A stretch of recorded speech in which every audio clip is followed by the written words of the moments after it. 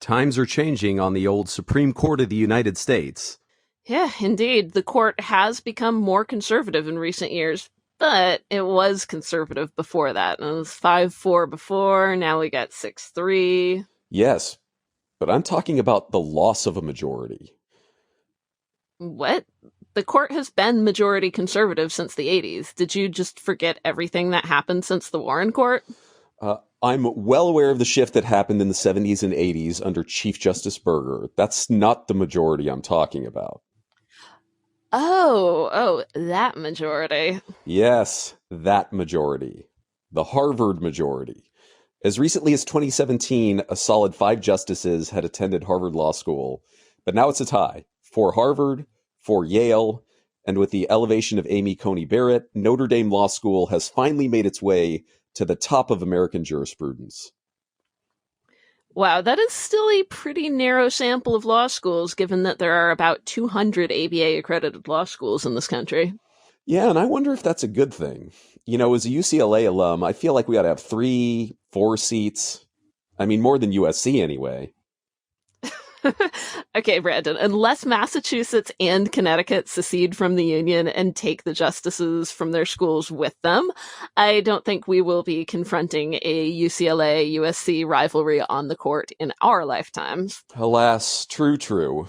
But since we are a hard-nosed, just the facts podcast about the world as it is, not as we wish it would be, we aren't going to explore that very reasonable proposal for choosing Supreme Court justices.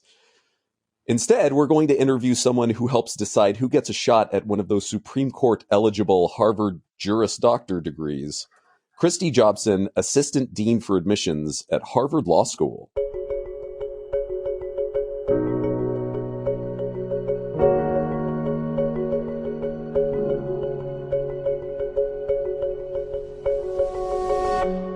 Welcome to The Legal Level, a podcast from TestMax. I'm Jelena. And I'm Branden. We're your companions on the road to the legal field, whether you've just started thinking about law school or you've already passed the bar. What are you, a lawyer?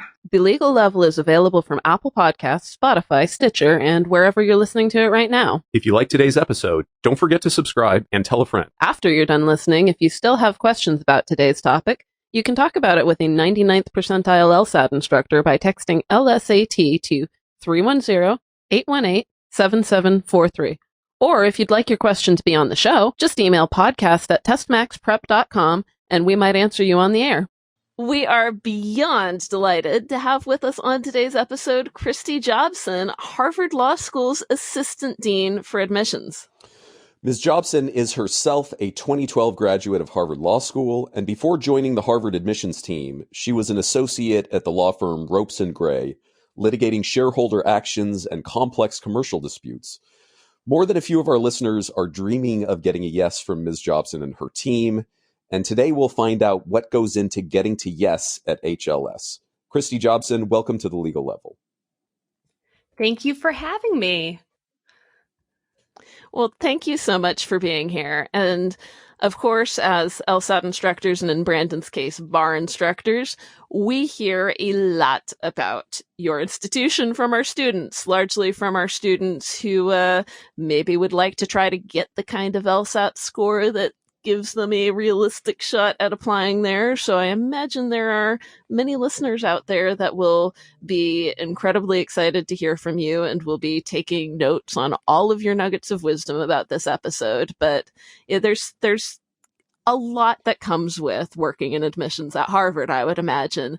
And one of those things is that your institution, your school is so much discussed. And there are so many rumors and conversations about how to give yourself a better shot at Harvard. And I wanted to just open this podcast by giving you a chance to dispute a misconception about the Harvard Law School admissions process, if you would like to do so. Ooh, there's a lot to choose from. There's quite a bit of misconceptions about law school admissions generally and HLS admissions, but I'll take this one.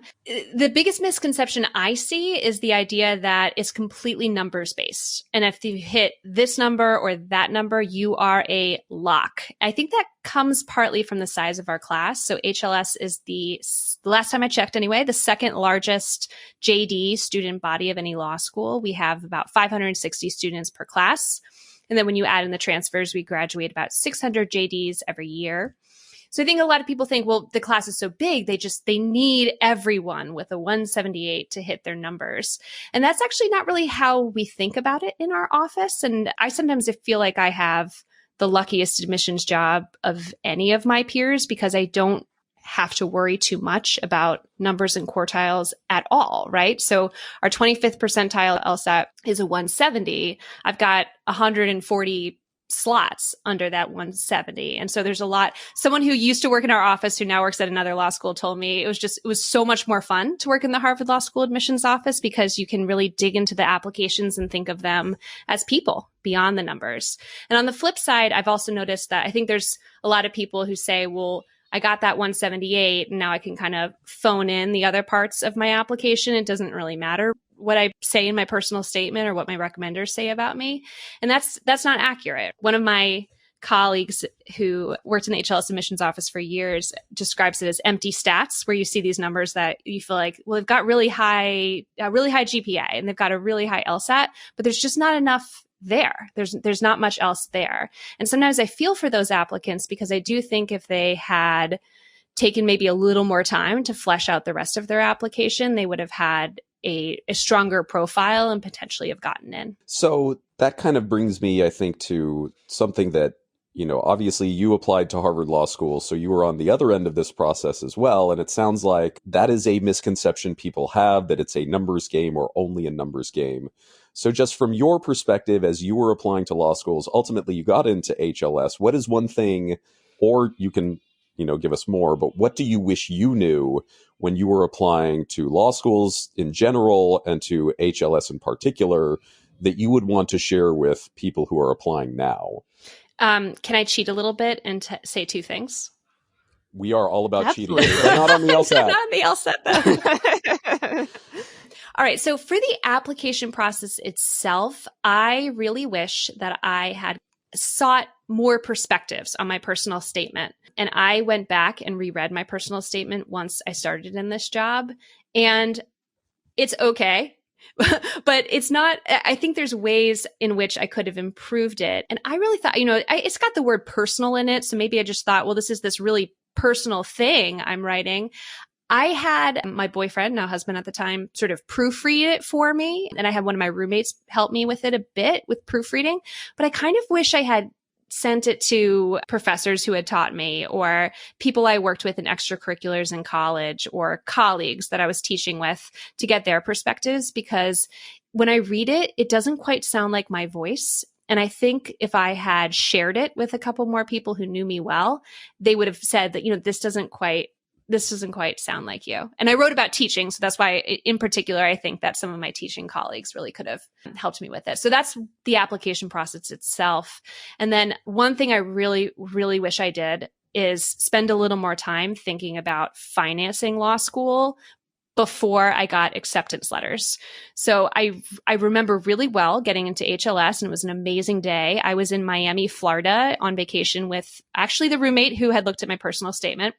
I treasured that day, but I think I had procrastinated on thinking about how to finance law school really until I got in. Maybe I was being superstitious and I just didn't want to think about it. Maybe I just had other things on my to-do list, but I found that spring that I was scrambling a little bit, okay, how am I going to finance this? And what is this loan application process and the loan repayment programs if I want to pursue public interest work, and how do these all work? And I just remember feeling like it was a scramble that spring. And I actually wish I had taken time before I'd even press submit on any application in LSAC to really go through the student financial services and the financial aid websites on the schools I was thinking about, so that I didn't feel like I was comparing them to each other in a mad dash as the clock was ticking down to May 1st and the decision deadline.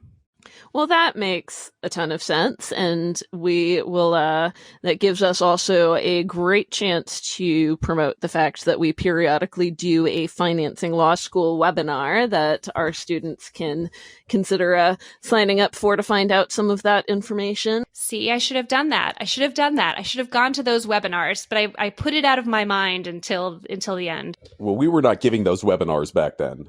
Oh, see, there you go. If you had been, we I were would not. have been there. Someone may have been. Someone Somebody may have probably been, but was. we were not. We were not at this company yet. We did not have this podcast. But if we could travel back in time and deliver you that information, we would. But I want to go back to the first thing you said about personal statements for a moment. And you said when you started as an admissions officer, you went and you read your own personal statement, and then as an admissions officer, comparing it to others that you were reading, you saw that yours was realistically only okay. So can we talk about some of the best personal statements that you've read, the ones that made you feel like, oh, mine is only average? Oh my gosh. I've read so many beautiful personal statements over the years. It's actually one of the big pleasures of my job. I will offer one from a current HLS student, and I think they wouldn't mind if I read the opening line. My mother once told me that dandelions, like our people, scatter into the wind to survive. And it's all about how many view dandelions as weeds and noxious and invasive, but actually plant experts recognize that dandelions are what's called companion plants. They bring nutrients to the soil, they increase the resilience of ecosystems. And this student was a refugee and from a refugee family, and really beautifully tied in aspects of their identity and their path and their family and their motivation for going to law school with this metaphor of dandelions. And I'll tell you, whenever I see a field of dandelions, I think of this person, and it really brings, it brings tears to my eyes whenever I think about it. That's probably the best personal statement I've ever read. Well, that was a beautiful opening line. And that's, I am a fan of the extended metaphor. And it sounds like a metaphor that student thought about and really worked on. And so I would love to read a personal statement like that. My personal statement definitely was not as good. And so what maybe do you have advice for what should be in a personal statement, or what are you looking for? So obviously that was a beautifully written one, and it's, bringing up an experience that is obviously very gripping and compelling. But I think a lot of people, like myself included, don't really have a gripping, compelling story to tell. Can we still apply to HLS? Can we still get in? If we don't have that gripping story to tell, what should we focus on if we don't? No, yes, of course, you can absolutely get in. I myself wrote an only okay personal statement and lived to tell the tale. I think, that phrase, first do no harm? Yes. Yeah, that is my top piece of advice for personal statements. And I share it sometimes with prospective students, and they're sort of deflated. They're like, wait. But I'm looking for the key to everything. I want to write that personal statement about dandelions. But I think first and foremost, make sure that you're not giving the admissions officer reading your personal statement a reason to be concerned about your candidacy.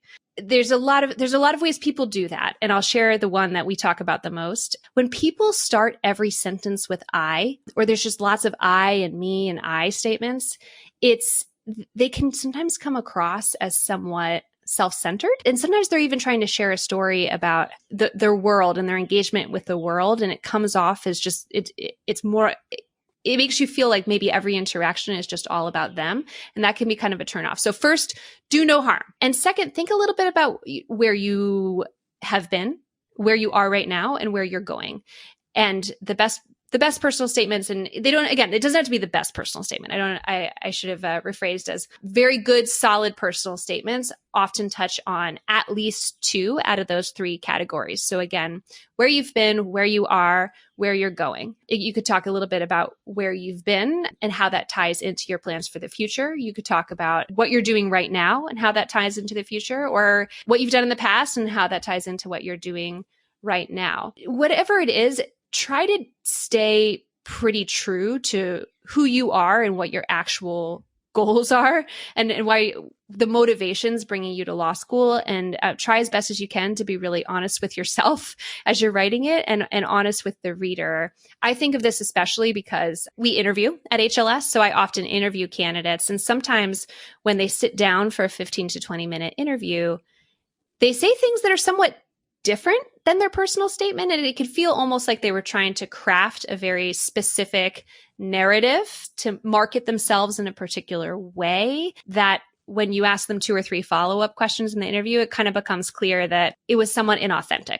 in the first place. And that can feel like a real disappointment, especially when you were looking forward to meeting the candidate, because you want to understand the candidate and meet the candidate as they are and who they are, not a sort of public relations or marketing version of themselves. You mean personal branding isn't the key to all success in life? I was told as a millennial that personal branding is the key to all success in life. I'm not saying it doesn't work on Instagram, but it's especially if you're applying to a school where there's some chance you're going to be asked some follow-up questions about your deep, passionate interest in technology law. And if you look at me during the interview like you're a complete deer in headlights, I will wonder why you wrote that in the first place. Well, that is good to know that you're checking on that, and I want to kind of follow up on that and continue along with that. So earlier you talked about how having those kind of 140 slots for people potentially below the 25th percentile, that's a way to look at composing an incoming class that I haven't even really thought about before. That there are spaces for people that you can let in without changing any of your percentiles and any of your stats, really just based on other aspects of who they are. So what do you see in either a personal statement, a resume, a letter of recommendation, the non-quantitative aspects of an application that makes you put one of those applications that is below a 170 to the side and say, you know what, this is a maybe for one of those 140 slots? I mean, so many things. I think a couple things that come to mind right now are trajectory. So that sense of movement of where have they been, where are they now, where are they going? People who have very clear career goals, often that really resonates for the reader. And by career goals, I don't mean necessarily that they've mapped out each and every legal job they will ever have, or even that they've identified any particular legal job that they want to have, but you get a very strong sense of their motivation for pursuing law in particular, and maybe not each step of the journey, but a sense of where they see their destination and where they see their role, right? Like they have a vision for the world and they have a mission for what they want to accomplish in the world.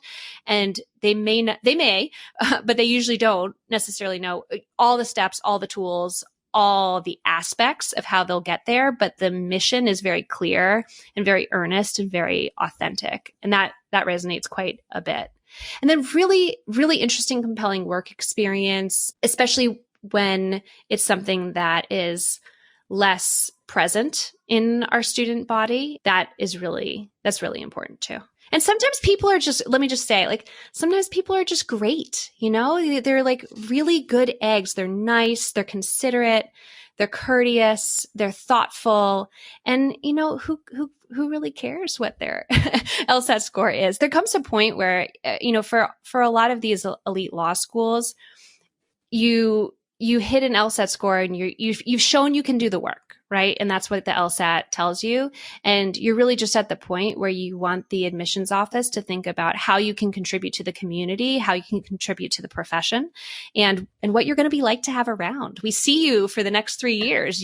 We stand in line behind you for coffee on campus, right? So it's nice if it's going to be a friendly face and someone who's going to be a supportive classmate and someone will be excited to develop a relationship with in the coming years. So I want to address something that I think is adjacent to what we've been talking about right now, but it's a little bit different. And let me preface it by saying, so we were talking at the beginning of the podcast about, you know, the presence of a number of Harvard-trained lawyers on the Supreme Court. And obviously that's, you know, just a tiny number of jobs that the vast majority of humans will never get anywhere near.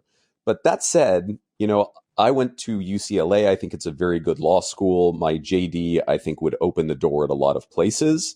But it is, I think, not just quantitatively different, the number of doors that it would open, but I think it is qualitatively different. And I think that example of the Supreme Court shows that there's I don't want to say cachet because that trivializes it, but there's something that goes along, or it's like an introductory card that you have in your back pocket that you have graduated from a law school that not just everybody in America knows, but lots of people around the world know. And so having set this question up, I think every school has a responsibility to promote diversity and inclusion. But the more, powerful your degree is, the more of an entree it can make somewhere else. I think the more that responsibility would, at least if I was admitting people to Harvard Law School, I think that would, be something that factored into what I was thinking about. So how does Harvard Law School, address that responsibility? How do they promote inclusion? How do they make sure that the people who are getting the Harvard Law degree are, going to use it, or at least some of them are going to use it to promote diversion and inclusivity beyond Harvard's ivied walls? That is such a big question. And I can't tell you the number of emails and tweets our admissions office gets from people in the world who feel that other people are not bringing their own vision of the world to bear. And they want they want the current admissions team to explain how so-and-so ever got into Harvard Law School in the first place. It is a pretty a daily part of my life. It's interesting. I don't think an admissions office can guarantee that. People are showing one very specific slice of themselves in their written application materials. Admissions offices are thinking a lot about academic potential, which often overlaps with a commitment to social justice, a commitment to inclusion, a commitment to diversity, but may or may not always, right? But admissions offices are thinking about an academic institution.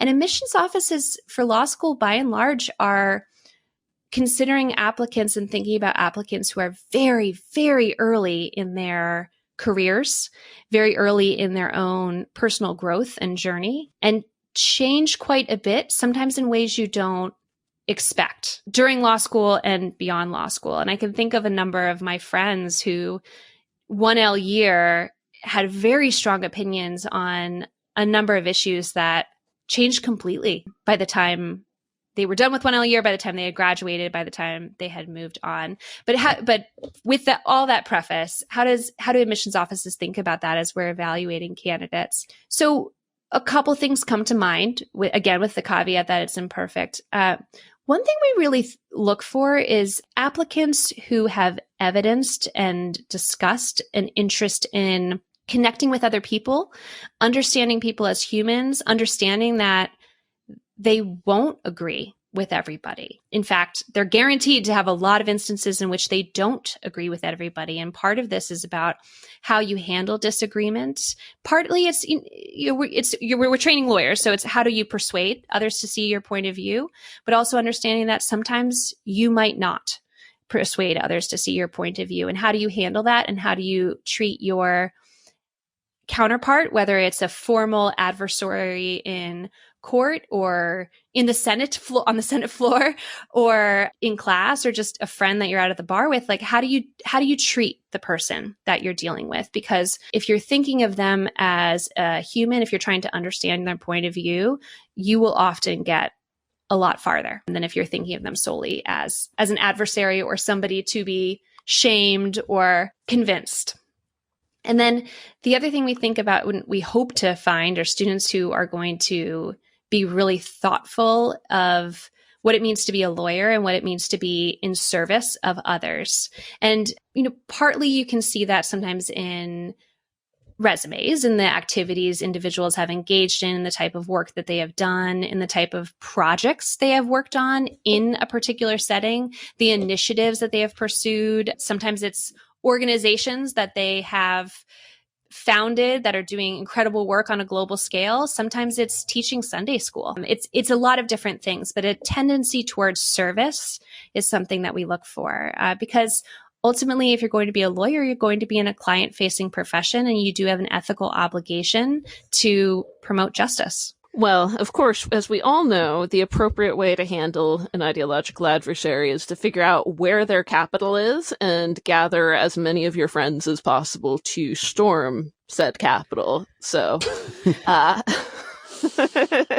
assume that is the attitude that you are looking for in a. No, that was a day. That was a deeply disturbing day. I think it was later that day or early the next morning, our Dean Manning, sent an email to our community that was pretty clear. I mean, this was a an attack on, not just an attack on a building or an attack on individual people or something in favor of a particular person, but an actual attack on ideals and values. I could not take my eyes off CNN that night. I think that's what we were all doing that night. I think that must have been the highest ratings day in CNN history for recent years anyway. As it happens, that was one of the days that we were in committee deliberations. Once upon a time, committee deliberations were in our conference room on the 4th floor of Austin Hall, and we had essentially a no laptops, not necessarily, I think we had our phones on but it's sort of a no electronics rule. You focus on the application at hand, focus on the discussion.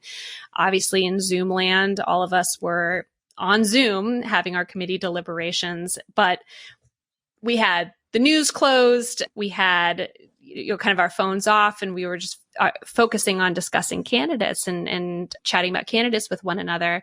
And so the 5 individuals on the HLS admissions committee kind of missed that in the first couple hours until I think someone's roommate kind of knocked on the door and was like, "Are you still in meetings? Because you need to get off meetings. Haven't you seen what's going on?" And then we just kind of ended committee for the day that afternoon. Oh wow, that is one of those days that for years it will be like the telling the story of where were you when you found out the World Trade Center had fallen. It's like there are so many stories like that. Oh, I was in a meeting with no laptops and no phones, and it wasn't until I got out of this closed door meeting and I saw the people around me looking completely shell shocked that I realized something must have happened. And I was a kid. My 9/11 story is I heard it on the radio on the school bus, and I thought it was a War of the Worlds style scripted radio drama. I didn't think it was real until I got to school and there were TVs in all the classrooms. Wow. Right, because it was in the morning.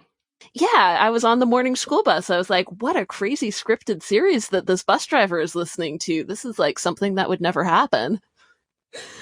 Like, radio drama's coming back, I guess. It's my little 12-year-old self who was familiar with radio drama because my step-grandfather was a radio drama voice actor. And yeah, weird, these days that there are definite before and afters too. And that was one of them. But talking about the committee meeting makes me think about the question of the day in the life and the actual job of an admissions officer. So how you trained as a lawyer. Yes. How did you go from graduating as a lawyer to an admissions officer, and what do you love about the job? What maybe did you love or did you not love about law that led you to go in a different direction? And yeah, what's the job like? Okay. So my background is originally in teaching. So I taught in New York City after college. And then I was 3 years between college and law school. Went to law school. After law school, I clerked for state and federal judges in Boston. So for those listeners who are wondering, what does it mean to clerk? It's basically a 1-year temporary job where you work for a judge. Depending on, and it's typically, not always, but typically for recent law school graduates, depending on the judge, the responsibilities might look different, but you're often taking the first shot at writing drafts of judicial opinions. You're doing research for the judge. You're helping them prepare for oral arguments. If you're in an appellate setting, you're helping them prepare for different hearings and trials and things that happen in a trial court setting. So I worked on both appellate and trial courts. Really loved that. Fascinating to get an inside look on the judicial system. And then I was at Ropes and Gray, so a very large global law firm based in Boston, and I was in the Boston office and I was a litigator. Along the way, I had actually been an outside reader for the HLS admissions office, and I was an interviewer for Teach for America, sort of an alumna interviewer for many years. And so I had participated in these other admissions type processes and really enjoyed that. I really liked the idea of thinking about individual people who might be a good match for certain opportunities. And I really liked being in education. I also, when I was at Ropes and Gray and clerking, I also taught at Harvard Law School, working in the LLM program. So an LLM is a master's degree in law. In the United States, it's typically for people who have an undergraduate degree in law, often individuals from places outside the United States. So it's really exciting to teach LLM students at Harvard Law School because I had students from Bolivia and China and Australia and everywhere in between. And I got to not everybody comes from a common law system the way we have a common law system. So there was a lot of sort of interesting discussions of legal analysis in that role beyond just the mechanics of legal writing. So I stayed tied to Harvard Law School. And I have a really deep love of the institution, as corny as that may sound. I really loved a lot of the professors and staff members here. This particular job, being the head of the admissions office, sometimes I feel like it fell in my lap in 2018. Basically, my predecessor moved on to a different role at Harvard Law School, and a couple of people reached out to me about putting my hat in the ring for the opportunity. Sometimes I say that it came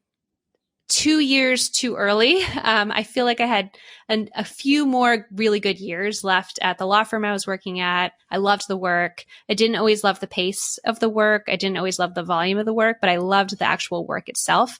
And I really liked my coworkers at the law firm. And I miss it, actually. People ask me that all the time. I was out to dinner with somebody the other night, and they asked, do you miss practicing law? And I was like, yeah.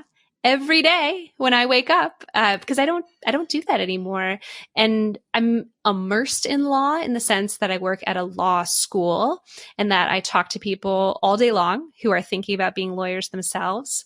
But I don't practice the way that I used to. So I think I will go back to it someday, actually. Maybe once I retire from this job, I think civil legal services is something that I didn't really have an opportunity to do beyond my clinical work when I was in law school. And I think that would be a really good fit for me for a someday. Careers are very long, so I like to think that I have a lot left in me and a lot of different paths. No doubt. What I heard you say in there somewhere was that 2018 was 2 years too early.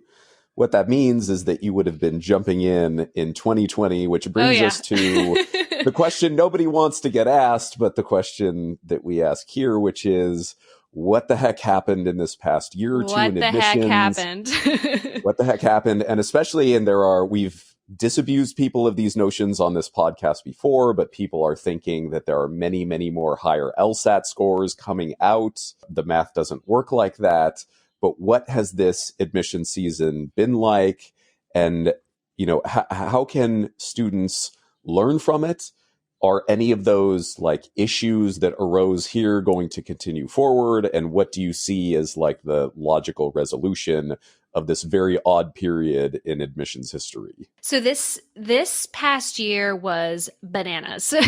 It was a wild ride for applicants, and it was actually a bit of a wild ride for admissions offices as well. As you know, and as listeners probably know, undergraduate schools also got huge spikes in the volume of applications they received. Most people attribute that to undergraduate schools going test optional for the most part in the wake of the COVID-19 pandemic. And I'm going to refer to USC. Do you mind? I know you're a UCLA person. As long as we acknowledge that my law school is the best one in Southern California. Okay, well, this is undergrad, so. Oh, all right. The undergrad stuff is fine. I didn't go to UCLA as an undergrad anyway.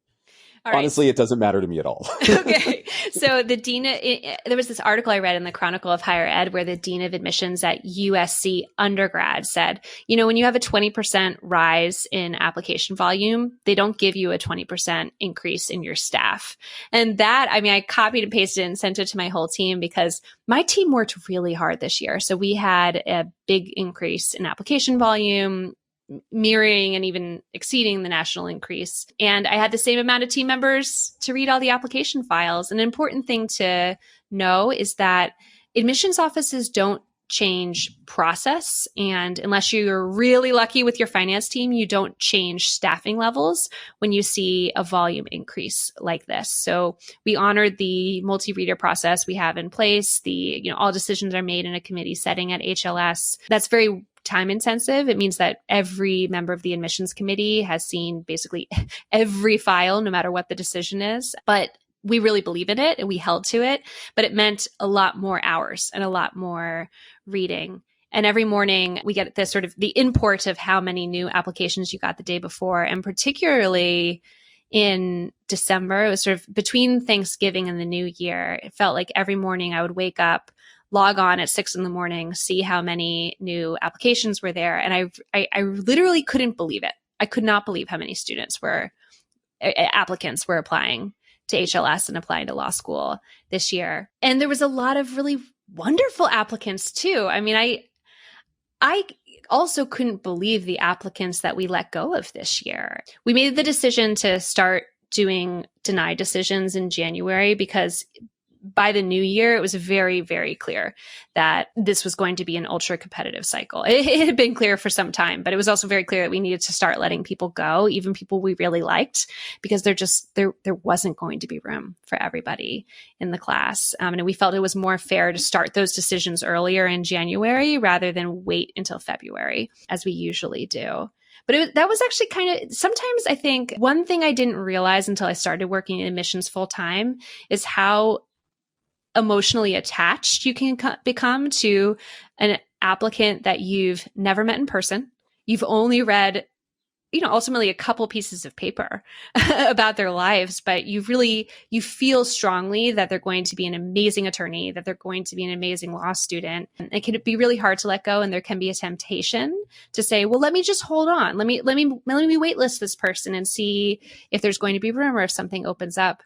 And what I've learned over the last 3 years is that might make me feel good, but that's not what's best for the applicant. And we always have to center what's best for the applicant, even if I might be sad to let them go. It's better that they know sooner rather than later instead of waiting and waiting and waiting. So it was, I don't know. This past cycle was a wild ride. What do you think is going to happen next cycle? I think next cycle might be a little wild as well, but at least we'll be better prepared for it, experiencing this one. Well, we've discussed it a little bit on the podcast here. We are not experts with inside knowledge such as yourself. My take was that I think it's going to be not quite as crazy and not quite as competitive. But I also, and maybe you can answer this question, I think, or my understanding as someone on the outside is that there are a lot of deferments that are already in the pipeline. And so is that the case? Is it like an expanded applicant pool and a smaller number of seats because some of those seats are already spoken for? That's one of the things I'm worried about, still in the pipeline between now and the next cycle. Yeah. So this, I guess, ties into some of the advice I have for applicants. I guess HLS is a little different because we've always had a lot of deferrals. Like I went back and checked historic data, and we have years where we've deferred 200 people. Right? Like if you go back decades and decades, it's been a very regular part of the practice, particularly in the early 2000s. So we're very comfortable with that, but we also have a much larger class, right? So we can kind of absorb a lot of swings. That's interesting. From talking to other people, I thought deferrals were pretty normal for next year, but I understand that there's a lot of schools that are over-enrolled that are encouraging deferrals, so it might impact them. Here's the thing with deferrals, though. Sometimes people who defer kind of melt away. They get going on a new job and they said, let me defer for 1 year to take on this new job. And then they get really into it. And maybe they come back to law school some other time. Maybe they ask to defer for another year. Maybe they pull out altogether and decide they're going to reapply again in the future. I've seen that. And then some of them never come to law school at all. The deferral melt is a very real thing. So when we have a lot of deferrals, we never bank on most any of them coming. It can kind of depend. But this goes to a larger message, I think, that coming out of this cycle is there's really nothing you can control, right? Like an admissions office only has the limited ability to select and recruit a class, but you might have some huge swing in a public health situation, as we saw in 2020, that impacts your work. And as an applicant, you really have the ability to focus on your own materials and giving it all your best shot. But you don't know what's going to happen in the world. If 2020 taught us anything, it's just you just don't know what's going to happen in the world. So you kind of have to focus on putting your best foot forward, feeling really good about all your materials, and then to the extent you can, being at peace with the outcome or giving it another shot. We love reapplicants. We love applicants who apply to transfer from another institution. Don't feel like this was your one and done only chance to go to Harvard or the one and done only chance to go to law school of your choice.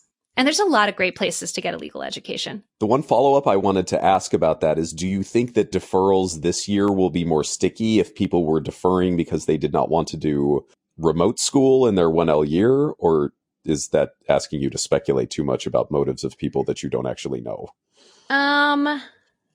I wouldn't say there's a difference, because whatever their motivations were for deciding to defer, they probably did something with their time in the intervening year. And at least what I've observed is a lot of times people get very attached to what they're doing.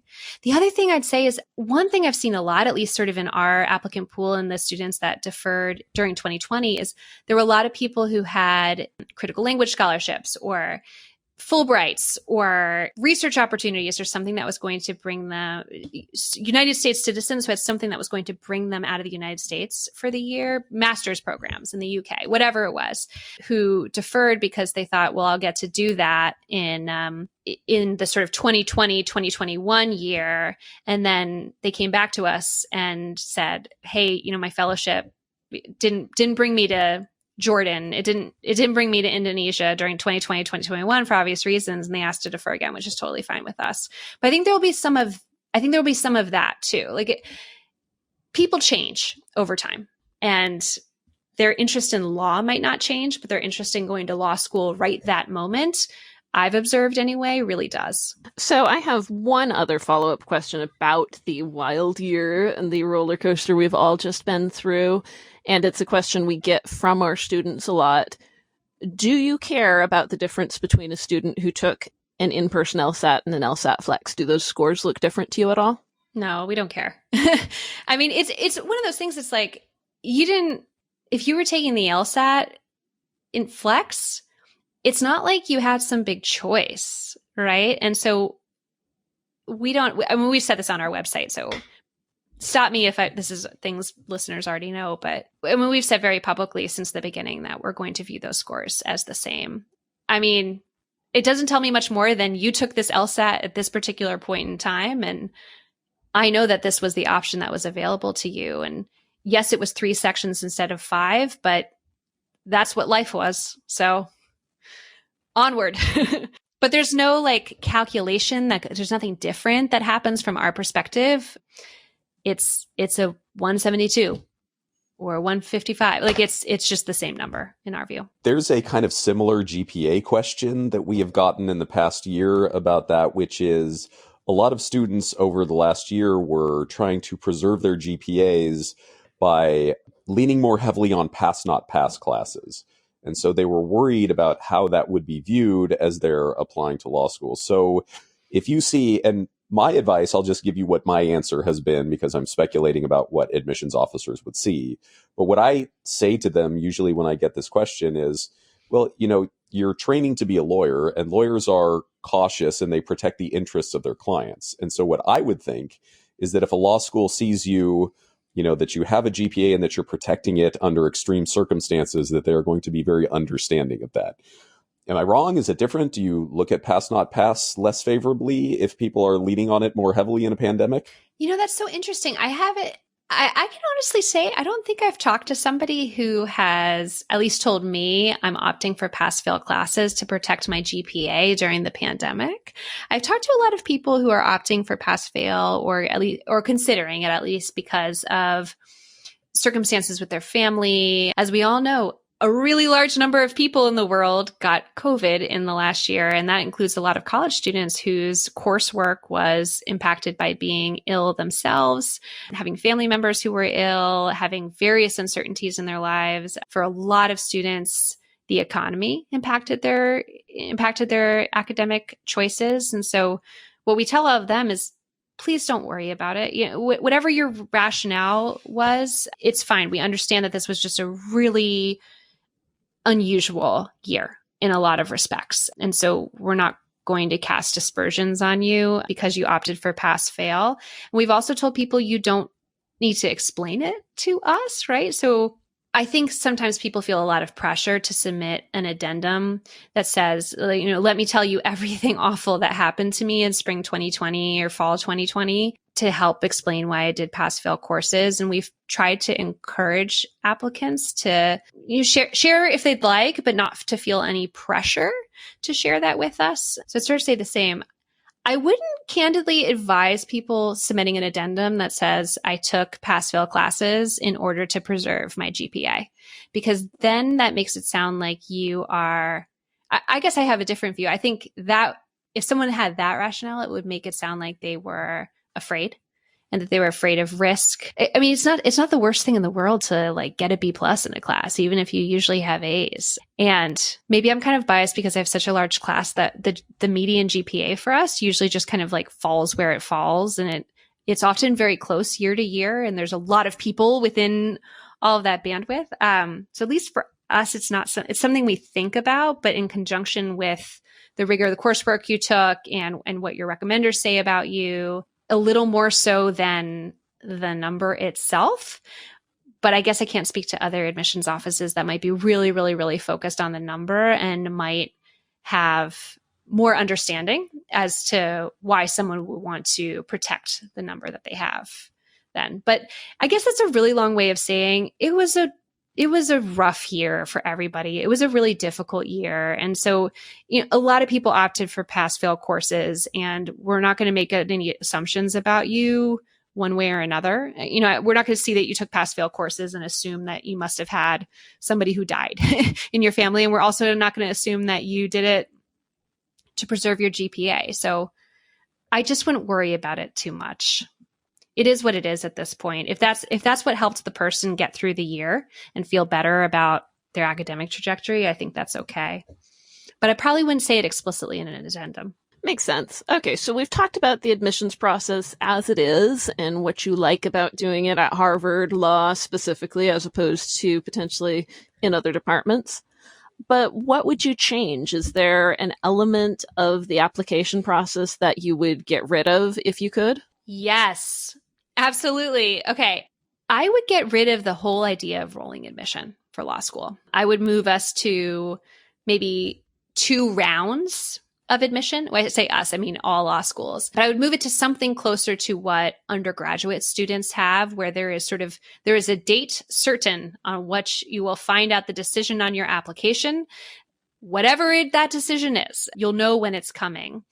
And yes, you might have some real anticipation leading up to the day, but at least you won't wake up every morning for an entire year wondering, will I hear from Michigan today? Will I hear from Harvard today? Will I hear from Temple today? I think that uncertainty about timing is what generates a lot of the anxiety that I see on Reddit and other fora, where people are sometimes grasp onto really small little things, like, what is the status checker portal doing? And, sometimes what are other people saying is happening to them, to try to read the tea leaves, because you just don't know.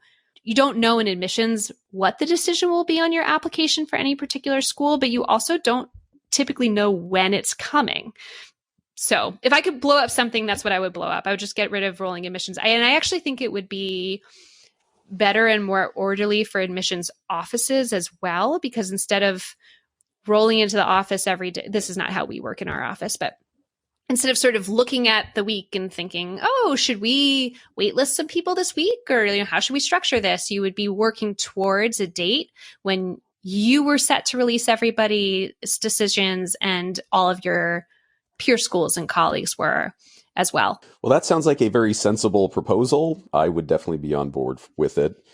And although it will never be easy to get into a world-beating law school like HLS, I want to thank you, Kristi, for coming on. I do feel like our listeners have a much better idea now of how to put together a winning application. And if you know what it takes to get into Harvard, you've got a great idea of what it would take to get in anywhere. Now, what I took from that last answer from Kristi is that Kristi is reading your Reddit comments, so watch your back. Everybody's reading your Reddit comments, folks. Everybody's reading them. Don't say anything on Reddit that you wouldn't want Kristi to see unless you are very confident in the anonymity of your Reddit handle. No, yes, I want to second what Branden said. Thank you. All of this inside information is very helpful. And we appreciate you clarifying not only what Harvard is truly looking for and what it takes to compete, but what it's like from your side of the table, because most of us will never sit on your side of the table. Now, we do always like to give our listeners the opportunity to learn more after listening to the podcast. So is there anywhere online where they can follow you or learn more about the topics we've discussed today? Look for our Instagram and our Twitter, HLS Admissions, and then we're in the process of revamping it, but we think we have a lot of good content on our blog, particularly a lot of our student-authored blog pieces, and that's on the HLS Admissions website, and look for Admissions blog. You'll see it right there. Well, thanks once again, Kristi, and thanks to all of our listeners for tuning in this week, and we will see you next week. And that's our show for today. Thanks for listening. You can find all of our past episodes on Apple Podcasts, Spotify, and wherever else you get your podcasts. You can also send us a question at podcast@testmaxprep.com or record a short voice message at 310-893-6303. You can also check out the show notes for links to further reading and resources from today's episode. Until next week, stay hydrated, study hard, and remember, plenty of heroes carry a briefcase.